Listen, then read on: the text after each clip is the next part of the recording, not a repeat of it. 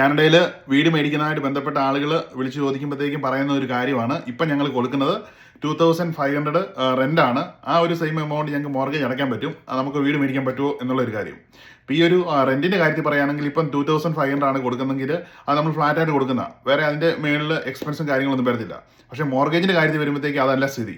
ഇപ്പോൾ ഈ ഒരു 2500 mortgage plus property tax, repair and maintenance, അതുപോലെ ഇൻഷുറൻസ് കാര്യങ്ങളെല്ലാം ഇതിൻ്റെ ടോപ്പിലായിട്ട് വരും. അപ്പോൾ അതൊരു 40% അഡീഷണൽ കോസ്റ്റ് ഈ ഒരു 2500 മോർഗേജ് ആണെങ്കിൽ അതിൻ്റെ കൂടത്തിൽ വരും. അപ്പോൾ അതുകൊണ്ട് നമ്മൾ മോർഗേജ് അടയ്ക്കുന്ന അതേ, ഇപ്പോൾ റെൻറ്റ് കൊടുക്കുന്ന അതേ എമൗണ്ടിൽ നമുക്ക് മോർഗേജ് അടച്ച് മുമ്പോട്ട് പോകാൻ പറ്റത്തില്ല. റെൻറ്റ് കൊടുക്കുന്ന എമൗണ്ടിൽ നിന്ന് മാറി നമ്മളൊരു സ്വന്തമായി ഹോം ഓണർഷിപ്പിലേക്ക് പോവുകയും ചെയ്യണം. നമുക്കൊരു അഡീഷണൽ എക്സ്പെൻസ് അത്രയും നമുക്ക് അഫോർഡ് ചെയ്യാൻ പറ്റത്തുമില്ല എന്നുള്ളൊരു സ്ഥിതിയാണെങ്കിൽ അതിനുള്ള ഓപ്ഷൻസ് നമുക്ക് ഫിഗർ ഔട്ട് ചെയ്യാൻ പറ്റും. നിങ്ങൾക്ക് താഴെ കാണുന്ന നമ്പറിൽ എന്നെ വിളിക്കാം.